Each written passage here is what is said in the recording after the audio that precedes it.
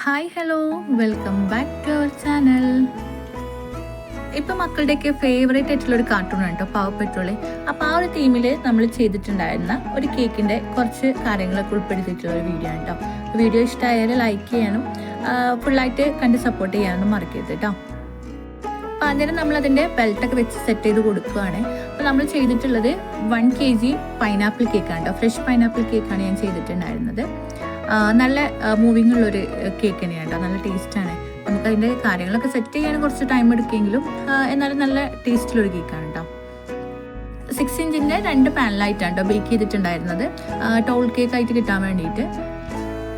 Belt നമ്മൾ ചെയ്തിട്ടുള്ളത് ഫോണ്ടന്റിലാണ് കേട്ടോ. ബാക്കിയുള്ള എലമെന്റ്സ് ഒക്കെ നമ്മൾ ഫോട്ടോ പ്രിന്റ് ആണ് എടുത്തിട്ടുള്ളത്. എഡിബിൾ അല്ല കേട്ടോ, സാധാരണ ഫോട്ടോ പ്രിന്റ് ആണ്. സാധാരണ A4 ഷീറ്റിൽ എടുക്കുന്നതിന് പകരം ഞാൻ എപ്പോഴും സ്റ്റിക്കർ പേപ്പറിലാണ് കേട്ടോ ഫോട്ടോ പ്രിന്റ് എടുക്കാറ്. അപ്പം അങ്ങനെയാകുമ്പോൾ എന്താണെന്ന് വെച്ചാൽ ആ സ്റ്റിക്കർ പേപ്പറിൻ്റെ പാക്കിൽ ഒരു പ്ലാസ്റ്റിക് ടൈപ്പ് ഒരു കോട്ടിങ് ഉണ്ടാവുമല്ലോ, ഒരു പേപ്പർ നമ്മൾ വലിച്ച് കളയുന്നത്.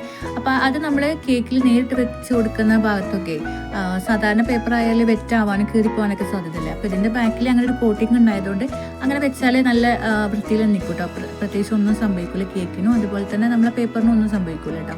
അപ്പം അങ്ങനെ തന്നെയാണ് ഞാൻ എപ്പോഴും വെച്ച് കൊടുക്കാറ്. അതുപോലെ തന്നെ ടോപ്പറും അങ്ങനെ തന്നെയാണ് ചെയ്യാറ്. നമ്മൾ സ്റ്റിക്കർ പേപ്പർ ആയതുകൊണ്ട് തന്നെ നമ്മളതിൻ്റെ ബാക്കിലെല്ലാം റിമൂവ് ചെയ്തിട്ട് ഒരു ചാർട്ട് പേപ്പറിൽ അല്ലെങ്കിൽ കട്ടിൽ എന്തെങ്കിലും ഒരു ഷീറ്റിൽ ഒട്ടിച്ച് കൊടുക്കും കേട്ടോ. പിന്നെ നമ്മൾ കറക്റ്റ് കട്ട് ചെയ്തെടുത്തതിന് ശേഷം ഒരു സ്റ്റിക്കിൽ നമ്മൾ പ്ലേസ് ചെയ്ത് കൊടുക്കും. അപ്പോൾ നല്ല വൃത്തിയിൽ നിൽക്കും കേട്ടോ, നല്ല സ്റ്റഡി ആയിട്ട് നിൽക്കും. A4 നമ്മൾ പ്രിൻ്റ് എടുത്ത് പിന്നെ അത് ഒട്ടിക്കണമെങ്കിൽ ഭയങ്കര ബുദ്ധിമുട്ടല്ലേ, ഗ്ലൂ ഒക്കെ തേച്ച് ഇതൊക്കെ ആണെങ്കിൽ. അപ്പോൾ ഇങ്ങനെ ചെയ്ത് നോക്കിയിട്ടില്ലെങ്കിൽ ഒന്ന് ചെയ്ത് നോക്കുക കേട്ടോ.